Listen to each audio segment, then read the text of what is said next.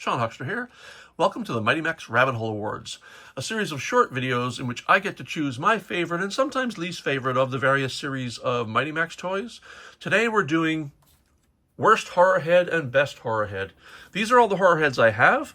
Series 1, Series 2, and I have one of Series 3. I don't have the other three because they are very expensive. And to be quite honest, I think each of the three would be nominees for the Worst Horror Head. Honestly, they are ugly. So let's just go down through the roster and find out what we've got. We've got Robot Invader, Skull Warrior, Lava Beast, Vamp Biter, sometimes known as Nightwing. We have Nuke Ranger, the first horror head I bought, by the way. I'm quite happy with it. Zomboid, Sea Squirm, Chronosaur. Then Series 2, we have Axeman, Werewolf, Corpus, and Lockjaw. And then the only one of Series 3 that I have is Clobber. All of these I have reviewed in videos, so you can go back through my channel and find out what I think of them. I reviewed 2 at a time, except for Clobber, which I had the only one of for Series 3. And that was my most recent of the Mighty Max Horror Head videos. Let's talk about them briefly. I'm not going to open them up and go through all features. I've done that already. Let's pick nominees for... We'll start with the negative. We'll start with worst, and we'll move on to the positive, the best. So, nominees for the worst are Lockjaw and Axeman. Let's move these guys over here. Lockjaw and Axeman and Lava Beast. Any idea why? I think they're ugly. I mean, I really think they're ugly.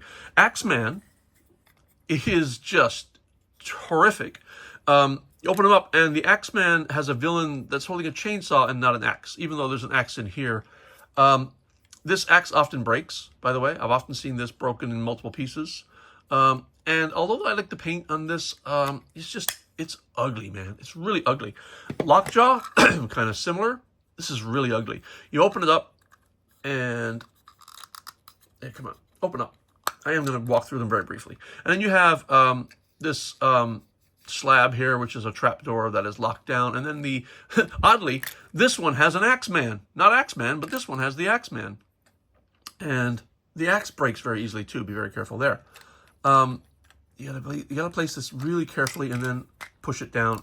And that one is also a nominee for the worst. And this one, just because it's bleeding hideous, I mean, obviously, ridiculously hideous. However, what I do like about this one is the inside. I actually like some of the silver here. This insect is absolutely lovely. I think it's wonderful. It's got the mandibles that sit around here. And what I love about this so much is its body is articulated and flies almost like a heavy-laden bee. So I really do like that. But when it comes down to straight-up aesthetics, ugly.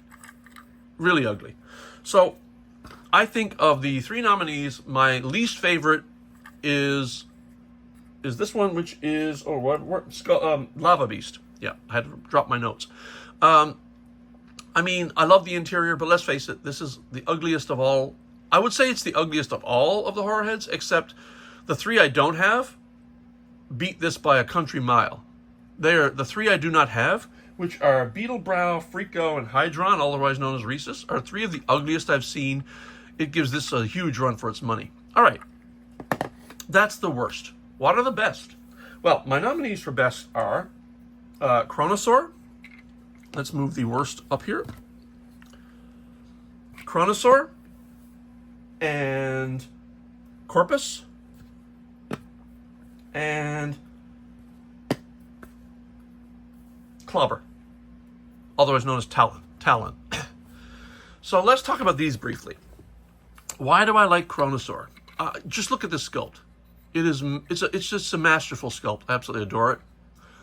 Really love this sculpt. I love the fact that the brow ridge or the nose ridge is part of the dinosaur inside. Now, obviously, all Mighty Maxes have an interior part that forms part of the exterior. I love this gear, and it turns out if you open this. This is a little difficult to open this one. I've noticed a little bit of trouble opening this one in particular. When you get in here, there is no Max here right now, by the way. I've taken him out. But when you close this, Max's hat forms the other eye. And I should have left him in here for this, but I didn't. So here we have an orange Stegosaurus with a blue ridge, which forms, as I mentioned already, the nose ridge. fits rather nicely in there. And then we have the caveman villain. But then you see, when you remove the caveman, you find out that what we're dealing with is probably a time machine, because this is Gears in the past. So I do love the idea that we're dealing with a time machine here. And it's not the only one of the Mighty Maxes that do this, but I just really like this set. I like the way it looks. I like the way it feels. I like just everything about this set. Next in my nominee list was Corpus. Now, you may think that because I chose Really Ugly One as the worst, that I should choose this one as well because it's ugly as well. And it is. But this is more Frankenstein-like ugly. I do like the fact that there's, maggots coming out of the eye and a head brain thing. I like the fact that it's kind of cyborgy. You've got like definitely kind of mechanical parts attached to the head. But the thing that really makes this one special to me is the mechanism is unique. The opening mechanism is very different. It opens up in two separate sections. One, and then this one opens up two. Now, there's a bit of a lost opportunity here, and we'll get to that later in another video. But the fact is that while these do open up separately, they have no separate purpose. Like if this was meant to stay vertical and this was meant to go flat, like if this was a land area, that would make sense. Fact is, however, they really don't have separate purpose. They only do rise up together. So having them become two separate pieces makes little sense. Max is here and the villain is here. He's quite nice. He sits in his grave here. But we have two villains here. We have this guy. Much like in Chronosaur, where we have the dinosaur and the caveman, we have this, and we have the grave digger. Both of which are kind of cool. And so, because of that mechanism in itself, the fact that it latches off to the side and it's got double hinge, I like that. And then, nominee number 3 is Clobber. I've done a very comprehensive video on Clobber. The fact that this opens up, this comes right on out when you open it, but it stays locked in when it's closed. The fact that the vulture inside sits on a perch, but then when you play with it, it can sit on this perch. It sits up here as well. And there's a number of unique places that you can perch the vulture, or the condor, I should say. But the coolest thing is this is a really decent villain. I love it. Really decent monster. And I think all together, my review covers everything, every aspect of this. But this is also very hard to lose, easy to lose, by the way. So getting a complete one is a bit of a challenge, but also a delight. And we close it.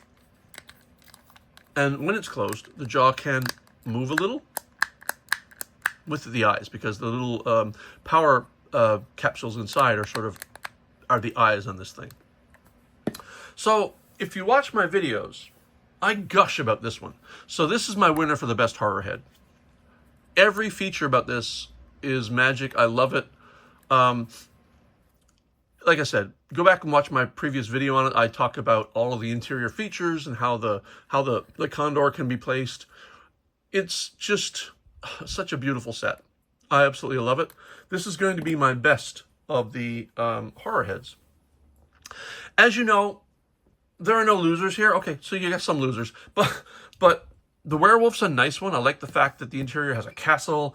This was the first one, so it had a lot. It has a meaning to me, a special meaning to me. When you open this one up, there's a hover vehicle that comes out. Now, this inspired me to make my own Mighty Max Doom Zone, which I'm calling a Dream Zone. And it inspired me to make my own character. So I have Sydney Swift shuts down the cyber power punk, and the gas mask gave me the idea, but I go in a much more steampunk direction with it. I also love the Robot Invader, because robot, what's not to love? And like I said, there's a lot of really good sets here, but this is my favorite. All right, so the next time I will do another award. I don't know which one yet. I have a number of them already picked out. I just don't know which order I'm going to do them in. So I hope you follow along. So for now, welcome to the Rabbit Hole Awards. See ya.